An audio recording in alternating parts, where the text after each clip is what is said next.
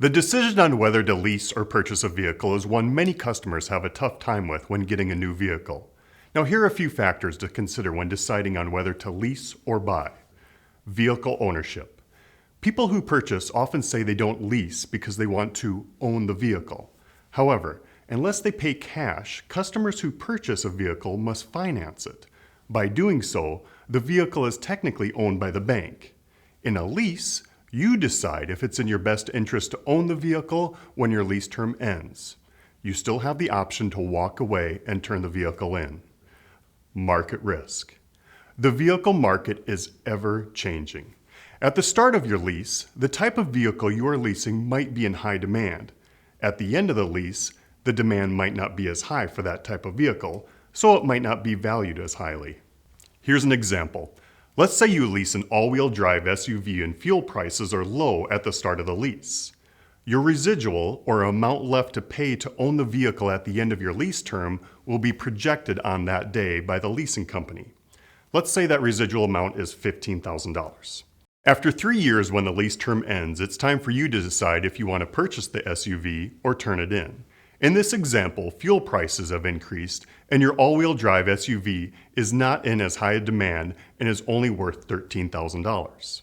So, if you were to purchase that SUV at lease end, you'd be financing $15,000 on a vehicle that's only worth $13,000. This is the benefit of leasing. Since that vehicle would have a negative equity of $2,000, you'd just turn it in and walk away from it and lease something new. If you decided from the start to purchase and finance the vehicle instead of leasing it, you would be stuck with that negative equity and cross your fingers that demand would improve by the time you're looking to get rid of it. Conversely, let's say that the vehicle you leased is in higher demand at lease end. The residual amount is still $15,000, but now the vehicle is valued at $16,500. You are now in a positive equity situation and have options. You can A, buy the vehicle out and know that you only paid $15,000 for a vehicle worth $16,500. B, trade the vehicle in and use that positive equity towards your next lease, which would lower your payment. Or C, sell the vehicle privately, pay off the residual, and keep the difference. While this example of positive equity would still mean the same thing if you had purchased the vehicle from the start, it's less risky because the lease gives you that option to walk away if the vehicle was valued at less than what you owed. Upfront cost. When you lease, your first month's payment needs to be made at the time the lease starts.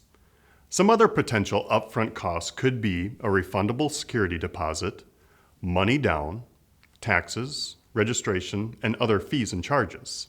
When you purchase a vehicle, the cash price of the vehicle would be an upfront cost if you're paying cash. To finance the vehicle, upfront costs could be money down, taxes, registration, and other fees and charges. Typically, when you finance, your first payment won't need to be paid for at least 30 days.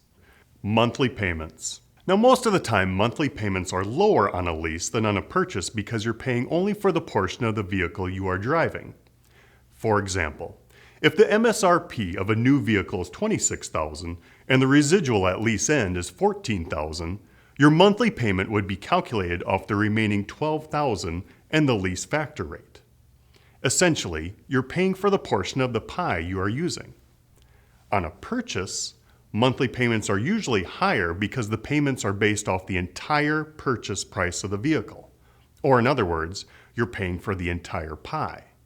Taxes. When you lease, you initially pay taxes only on the portion of the vehicle you are driving. So, using the example from before, you would initially only pay taxes on the $12,000.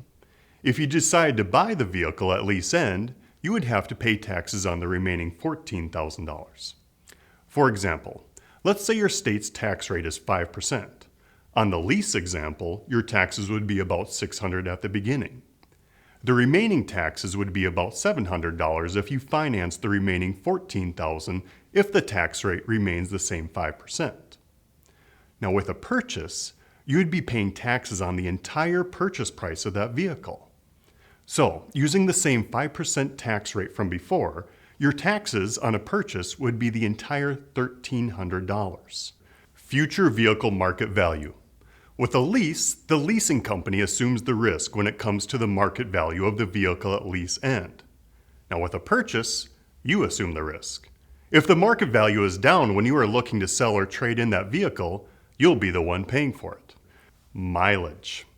A majority of leases limit how many miles you can put on during the term of the lease. Now there are a few things to consider in regards to mileage during a lease. A. If you plan on paying off the residual at the end of your lease, mileage doesn't matter at all. Now, the residual was based off the estimated mileage you thought you would drive, so if you put on a lot more miles, your residual won't change at all, even though the vehicle's value will be less due to higher mileage. B. If you know how many miles you typically drive and it's higher than the standard lease mileage, you can pay for the extra mileage up front. Now keep in mind, your monthly payment will increase to reflect that. C. If you think you'll be able to stay in the standard lease mileage, but then exceed that amount, you will likely be charged for exceeding the mileage limits, but only if you return the vehicle and walk away. In regards to a purchase, you can put on as many miles as you'd like with no limitations. Keep in mind, however, that the higher the mileage is on your vehicle, the lower the vehicle's trade-in or resale value will be. Excessive wear. Most leases limit wear to the vehicle during a lease term. A majority of dealerships offer an excessive wear and use warranty. You can purchase this warranty to potentially avoid having to pay any extra charges for exceeding the wear limits in the event you turn the vehicle in and walk away. If you plan on paying off the residual or trading it in, an excess wear charge wouldn't impact you. It only could come into effect if you turned in your vehicle at lease end. With a purchase, there are no limits or charges for excessive wear. That being said, the vehicle's trade-in or resale value could be lower due to excessive wear. Accidents. Another added benefit to leasing involves the unfortunate event of being in an accident. In the state of South Dakota, if there is damage of $5,000 or more, a damage disclosure is placed on the vehicle. That damage disclosure remains with the vehicle when it's sold or traded. If you were leasing a vehicle and had damage of $5,000 or more, you'd get the vehicle fixed before the end of the lease and be able to walk away from that vehicle that has a damage disclosure at lease end. With a purchase, that damage disclosure is all yours and will more than likely impact your vehicle's trade-in or resale value when you're looking to get a different vehicle. End of term. Most leases are 24 to 48 months in length. Once your lease term ends, you have options for what you can do with that vehicle. You can finance or pay off the residual and keep the vehicle, trade the vehicle in towards the lease or purchase of another vehicle, sell the vehicle privately and pay off the residual, or you can simply turn the vehicle in and walk away. The benefit of buying a vehicle you were leasing is that you know exactly how the vehicle was driven and taken care of. You put the miles on the vehicle and you know of any possible dents, dings, and scrapes picked up along the way. Now, most vehicle purchases are financed at lengths between 48 and 72 months. With the purchase, you won't own the vehicle until all the payments and the loan's term are made.